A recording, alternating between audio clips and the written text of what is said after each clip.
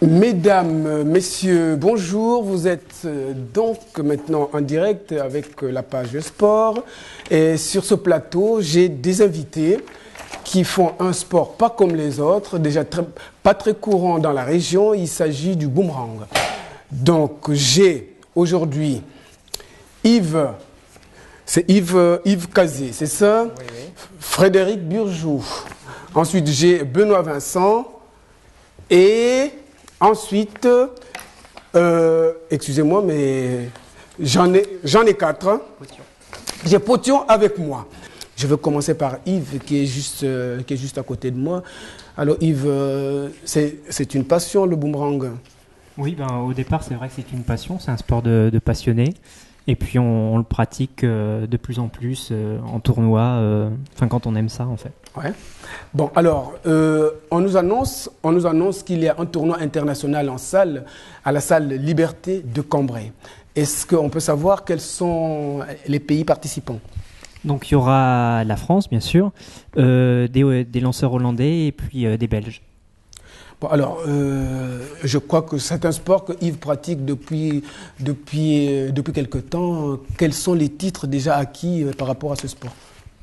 Donc au niveau de mon palmarès. Voilà, le palmarès de Yves. Donc j'ai été champion d'Europe l'année dernière en 2001. Oui. Et puis j'ai le record du monde d'endurance. Donc c'est une épreuve de boomerang dans un tournoi de boomerang en fait. En fait, là, j'ai affaire à des champions, à des champions incontestables et incontestés. C'est ça? Oui, il y a aussi Fred Burjot. Faut pas s'inquiéter, je vais passer à lui. Oui. Je vais passer à lui. Hein. Lui, il est champion de France 2001. Donc, c'est lui qui s'est le mieux classé sur tous les tournois de la saison dernière. Donc, c'est lui le premier français. Et puis, il y a aussi Benoît Vincent, qui a le record de France de maximum de temps de vol. Ah ouais. Passons à Frédéric. Frédéric, champion de France 2001, c'est énorme. Comment on peut gérer ça? Comment on gère ça? Bon, il n'y a pas beaucoup de stress de toute manière. Ça demande beaucoup d'entraînement. Hein. C'est comme tous les sports, hein, après tout. Hein. Si on veut bien se placer dans les tournois, il faut s'entraîner régulièrement. Il faut construire soi-même ses boomerangs aussi. Il faut y consacrer beaucoup de temps finalement. Donc il n'y a pas de secret, c'est comme dans tous les sports, ça se mérite, il faut s'investir. Ça m'étonne pas, parce que moi, personnellement... D'abord, comment on appelle ce petit instrument-là, déjà? Alors ça, c'est un boomerang de forme tripale. Hein. Tripale. Oh, tripale. Donc la forme traditionnelle, c'est la forme bipale, j'en ai une ici par exemple. Bipale. Ça, c'est un bipale. Alors donc c'est bipale, donc voilà, deux pales. Deux pales, et ça c'est tripale, parce qu'il y en a trois, c'est ça? Tripale, il y a même des quadripales, j'en ai un aussi ici. Oh, c'est pas vrai. Voyez, quadripale, attendez, alors, bipale, tripale et quadripale. Chacun a des caractéristiques... Pardon? Ça s'arrête à 4. On peut imaginer des pentapales. Des pentapales et des dipales. À 5 pales, pourquoi pas, mais bon, ça vole plus très bien après. Bon, chaque forme, en fait, a sa spécificité. Et, alors, quelle est la spécificité de ça? Alors, en tournoi, il faut savoir que jusqu'en 90, seuls les bipales étaient autorisés en compétition. Oui. Depuis 90, on a le droit d'utiliser des tripales et des quadripales. Alors, les bipales, on les conserve pour tout ce qui va loin. Oui. Les bipales, hein, tout ce qui va loin ou tout ce qui vole longtemps. Ça, voilà. Ce qui va loin et qui vole plus longtemps, c'est ça. Et ça les tripales, on les utilise plutôt pour tout ce qui est nerveux, hein, la vitesse, l'endurance. Ah, parce que c'est nerveux. Ça a tendance à être plus nerveux, oui. Ça peut être plus nerveux qu'un bipale, sans problème. Donc vitesse, endurance, l'acrobatie aussi, parce que c'est plus facile à rattraper. Et la précision. Et les quadrupales, ils ont quelle spécificité là? Un peu comme les tripales en fait. Hein. Ils résistent un petit peu mieux au vent en général. Donc c'est les mêmes épreuves finalement que le tripale, mais avec une meilleure résistance au vent. Ah bon? Voilà. Bon. Je vais passer à Benoît. Alors Benoît, recordman de France de plus long temps de vol. Qu'est-ce que ça veut dire ça? Donc le but de l'épreuve, c'est de faire voler son boomerang le plus longtemps possible sur une surface donnée. Donc on a un cercle de 100 mètres de diamètre, on le lance dans ce cercle, on doit le rattraper dans le même cercle, et le but c'est qu'il vole le plus longtemps possible. Et le plus longtemps pour Benoît, ça a été combien de temps? Alors là, pour le record de France, ça a été 59 secondes 80 centièmes de temps de vol rattrapé. 59 secondes, c'est ça? Voilà, c'est ça, oui. Donc, moins d'une minute. Un tout petit peu moins d'une minute, voilà. Et les plus grands champions, ils en font combien? Alors on a un record non officiel qui a été fait à l'échauffement, on va dire, et donc qui est de 14 minutes. 14 minutes 14 minutes, mais sur un cercle sans limite. Ah d'accord. Okay. Et alors dans le cercle des limites, je crois que c'est près de 3 minutes. C'est 1 minute 30. 1 minute 30 dans le cercle à 100 mètres, et hors cercle aussi en résultat officiel, on est à 2,54 je crois, 2 minutes 54. Bon, c'est vraiment dur comme sport, je trouve, non? Disons que c'est un sport complet, il y a 6 épreuves officielles, 6 épreuves qui participent au concours général. Donc on a épreuve de précision, d'endurance, de vitesse, de temps de vol, de distance et de précision. Donc ça sous-entend, c'est un sport complet, je dirais. Il faut à la fois la précision, une certaine force pour les épreuves de vitesse, de l'endurance, donc il faut être polyvalent, je dirais. Ah bon, d'accord. Bon alors, passons à Potion un peu. Bon, Potion, compétiteur depuis 10 ans, qu'est-ce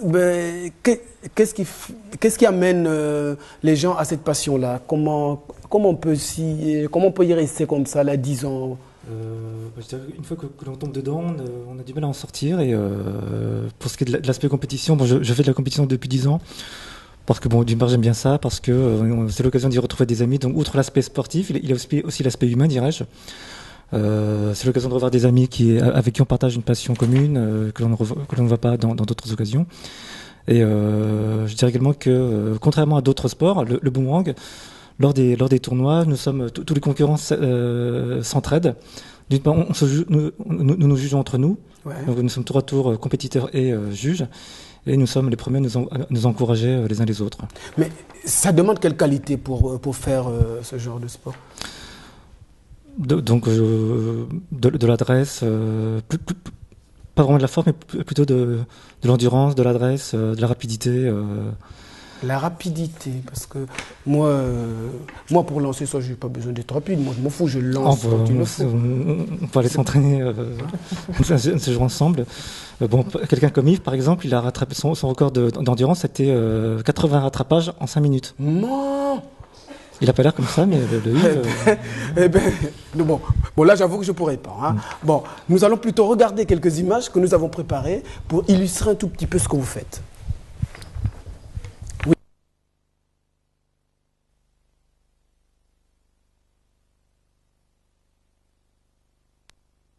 D'Ossironde en fait, c'est un combiné où on additionne les points de distance, de précision, on voit les cercles qui sont tracés sur le sol et moins on se déplace, plus on a de points. Donc là par exemple le rattrapage va se faire pratiquement dans le cercle, donc là c'est 10 points. Et là on va voir aussi un lancer de distance. Donc là le boomerang par exemple va à 50 mètres, donc ça va donner 6 points de distance. Là on voit bien le boomerang qui va ratterrir presque dans le centre, donc là 10 points de rattrapage et 4 points de rattrapage, donc on est noté à chaque fois sur 20 points. Mais attendez, quand vous jouez comme ça, il faut être combien par équipe? Non, en fait c'est une épreuve, ça se joue en individuel. Ça se joue en individuel. Donc là on fait 5 lancers de suite et on est noté sur 100 points. Mais je vois qu'il y a quand même une personne qui reçoit le boomerang. Pourquoi est-ce qu'il y a une personne qui doit recevoir et il y a une personne qui lance? Ah non, c'est toujours la même personne. C'est toujours la même personne? Oui. Ah, j'ai des visions, moi. Oui. Finalement. Oui. Alors, donc, la personne qui lance doit recevoir. Voilà, c'est le principe du boomerang, c'est qu'on est lanceur et receveur. Bon, alors, question un peu fétiche. Pourquoi cet instrument-là revient au lanceur? Alors il s'en va, mais pourquoi il revient? En fait, c'est assez complexe quand même. Mais en fait, on peut simplifier ça en imaginant un avion qui se penche et qui tourne. Donc, on peut simplifier les choses un peu comme ça. En fait, c'est un principe aérodynamique qui fait que le boomerang revient d'après le principe gyroscopique et plusieurs principes aérodynamiques. C'est vraiment magique, je trouve. Oui, c'est un petit côté magique, c'est vrai, c'est ça qui nous plaît aussi beaucoup dans le boomerang, c'est que y a le petit côté magique. Alors, là on voit cet homme qui vient de se pencher là, sur lui, c'est quoi comment on appelle ça? Alors là on voit, il a été plusieurs fois champion du monde, c'est un Américain. C'est quoi cette acrobatie là? Voilà, donc ça c'est les rattrapages acrobatiques. Donc c'est une autre épreuve à part entière du boomerang où on doit faire des figures imposées de rattrapage, donc sous la jambe, là une main derrière le dos, par exemple. Mais il la rajoute un peu, non? Ah non. C'est vraiment la technique qu'il faut. Oui, quand même. Il faut être assez souple pour pouvoir rattraper plusieurs combinaisons. Donc là, avec les pieds, c'est raté. Bon, alors, il y a un truc que je comprends pas. Parce qu'en fait, on dit qu'on lance un boomerang, mais là, il en reçoit une toutes les 2 secondes. Qu'est-ce qu'il les lance, là? Alors là, c'est le doubling. Alors, qu'est-ce qu'il les lance? C'est vrai. Hein? En fait, c'est... Il lance 2 en même temps. Alors ça consiste à envoyer 2 boomerangs en même temps, hein, dans la même main. D'accord. Ils partent ensemble. Et comment ça se fait qu'ils se séparent de chemin? Alors ça dépend des réglages. Ouais. Il faut faire en sorte que l'un tombe plus vite que l'autre, Ouais. et on les rattrape aussi avec des figures imposées. Hein. Donc voilà, il y a un décalage de quelques secondes qui est suffisant pour pouvoir se placer et rattraper comme il faut. Voilà, Christophe d'Autriche, là, un Français, Ouais. qui a fait partie de l'équipe de France plusieurs années de suite, hein, plusieurs Coupes du Monde. Moi, ça m'étonne, ce truc. Oui, bah ça demande beaucoup de rattrapage avec les pieds, c'est difficile à réaliser. Avec de l'entraînement, on y arrive très bien. Voilà. Non, mais c'est vraiment magique, parce que lancer 2 trucs en même temps, et il y a un qui revient avant l'autre, c'est quand même trop magique, ça, je trouve. Il faut s'approprier d'abord la trajectoire d'un boomerang tout seul. Après, quand c'est bon, on peut passer à 2 boomerangs en même temps. Bon, ça, on le fait pas du jour au lendemain, ça c'est sûr. Donc, il faut vraiment un certain temps d'entraînement. Oui, tout à fait. Un temps certain. Oui. Alors là, on voit l'épreuve de team relay. C'est une épreuve par équipe. Donc chaque équipe est composée de 4 lanceurs. Chacun part vers le cercle central, lance un boomerang, comme vous pouvez le voir, doit le rattraper dans le cercle, voilà, et ensuite il revient vers son équipe pour passer le relais. Voilà, on voit le passage du relais là. Le boomerang doit avoir au moins 30 mètres de portée dans cette épreuve. Donc c'est des boomerangs qui ont une portée moyenne. Mais je vois qu'il y a 2 personnes qui se déchirent, qui lancent en même temps. Alors c'est parce qu'il y a 2 équipes. 2 équipes se confrontent et participent à cette épreuve en même temps. Ouais, mais c'est fabuleux ça. Et Potion, comment il a fait pour en arriver là? Parce que je trouve quand même que c'est dur à faire. Et puis, je sais pas. Comment est-ce qu'il a fait pour apprendre ça, en fait? Comment on apprend ça?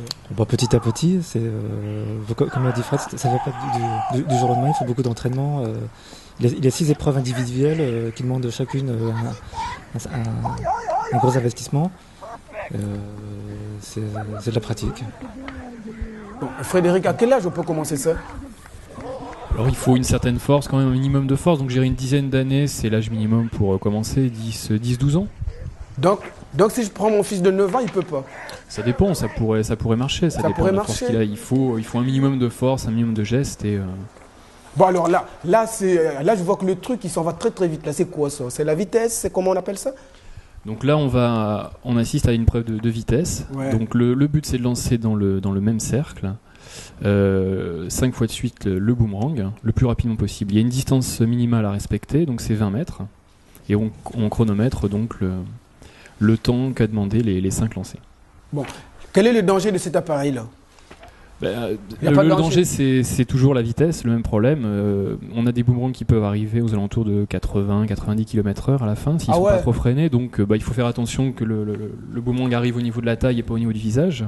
Faire attention aux yeux. Donc une paire de lunettes résistantes et c'est bon, on est tranquille. Donc si je comprends, parce que j'ai quand même vu une petite image sur un film, le dîner des cons. Il y a un truc qui est arrivé carrément en plein visage, c'est pas normal. Oui, alors c'est complètement anormal, ça c'est le type d'image qui fait très mal à ce sport, donc c'est très rare d'avoir des accidents. À ma connaissance, il n'y a jamais eu d'accident durant le championnat de France. Donc ça c'est l'image d'Épinal habituelle et qui n'est pas du tout une réalité. Et qu'est-ce qu'on voit là, qui arrive là? Donc là, c'est les fameux boomerangs de temps de vol. Les MTA, c'est ça? Les MTA, voilà, maximum time aloft. Et donc, ce truc-là, on va le montrer parce que. Donc là, on le voit descendre sur le lanceur, le rattraper le plus tard possible. Donc Yves s'est mis à genoux pour le rattraper le plus proche possible du sol pour, augmenter au maximum le temps de vol. Et là, on est une démonstration d'épreuve en salle, donc c'est ce qui va avoir lieu demain. Donc là, on réduit la distance maximale, hein, donc on est sur 14 mètres de distance au lieu des 20 mètres en extérieur. Et là, le but, c'est de faire une épreuve de précision. Là, on a la personne qui laisse le boomerang toucher le sol, et par rapport à la distance qui sépare le centre du cercle, on a plus ou moins de points. Est-ce que si je lance un appel aux jeunes cartésiens qui veulent apprendre ça, est-ce que vous êtes prêts à venir faire une démonstration dans notre ville? Demain, c'est avec grand plaisir. Avec grand plaisir, on peut faire des initiations. Oui. On aura tout le temps l'après-midi de former des jeunes pour ça. Je veux que ça se passe au Cateau, pas à Cambrai. Hein. Là, au Cateau. Rendez-vous est pris avec Yves. Bon alors, donc, je vais en parler à Monsieur le maire chargé des sports pour voir si vraiment on peut organiser cette affaire-là. Hein. Bon alors, là, nous sommes dans des épreuves là. Là, c'est quoi ça? Donc là, c'est les épreuves de salle. Donc la différence, c'est que avec des modifications dans les formes des boomerangs, ils peuvent revenir sans l'aide du vent, puisque d'habitude, normalement, il faut l'aide du vent pour que le boomerang ait un faire tour. Donc là, on voit ce qu'on appelle un suicide, c'est-à-dire que les lanceurs... Un suicide? Oui, c'est la formule utilisée. Donc les lanceurs lancent tous en même temps, avec des épreuves de rattrapage imposées, et la personne qui ne rattrape pas son boomerang est éliminée immédiatement, et donc ça procède par élimination. Eh bien, on va procéder par élimination. Je crois que les jeunes cartésiens, même, ça n'a pas de limite d'âge. C'est-à-dire que si on commence à 12 ans, jusqu'à 70 ans, on peut le faire. Aucun problème. Aucun problème. Bon, donc voilà, moi, je vais commencer la prochaine séance, c'est-à-dire la première fois que vous viendrez pour faire un stage, je commencerai. Hein? C'est possible? Bien. Donc je serai avec vous. Alors Yves, un dernier mot. Oui, on vous attend tous demain pour faire connaître le sport du boomerang à la salle Liberté toute la journée, de 10h à 17h à Cambrai. Ça se passe à Cambrai? Voilà, à Cambrai. Mais si on me demande de faire le Cambrésis Boomerang Club, pourra faire une démonstration au Cateau si ça intéresse les Catésiens, il n'y a aucun problème. Bien, je vais m'en référer à mon maire adjoint chargé des sports. J'espère qu'il m'écoute pour venir faire une démonstration au Cateau et vous demander une prestation, non? Non, on fait ça bénévolement. On aime tellement notre sport qu'on le fait partager à tous ceux qui veulent le connaître. Bon, je crois que monsieur le maire nous a entendu. Hein. Voilà. Alors, j'étais très heureux de vous accueillir ici et ce n'est pas la dernière fois. J'espère que vous reviendrez encore. J'aurai l'occasion de vous poser les questions que je n'ai pas posées aujourd'hui. Mais si vous avez un mot d'ensemble à dire pour terminer cette émission, la parole est à vous. Je dirais qu'il faut essayer au moins une fois parce que on peut s'en procurer assez facilement. Et on est vite pris par le virus. Il ne faut absolument pas avoir peur. C'est ce que disait Benoît tout à l'heure. Les doigts coupés, les têtes fendues en deux, ça c'est du cliché. On recense à ce jour aucun accident au cours des compétitions. Donc c'est vraiment inoffensif. Il faut s'essayer, il faut le faire. Bien. Voilà, donc j'avais avec moi sur le plateau donc Frédéric qui est champion de France 2001, Yves qui est champion d'Europe 2001, Benoît qui est recordman de France de temps de vol, donc le plus long temps de vol, et Potion qui est compétiteur depuis 10 ans. Donc on les appelle des lanceurs de boomerang. Voilà. C'était donc des lanceurs de boomerang. Mesdames, mesdemoiselles, messieurs, avant de passer à la fin, j'aimerais bien terminer en disant un petit bonjour à mon ami Bernard Legrand et à Epidjou. Il ne reste plus qu'à vous souhaiter une excellente fin de semaine et à nous revoir sur ce plateau la semaine prochaine. Merci. Au revoir.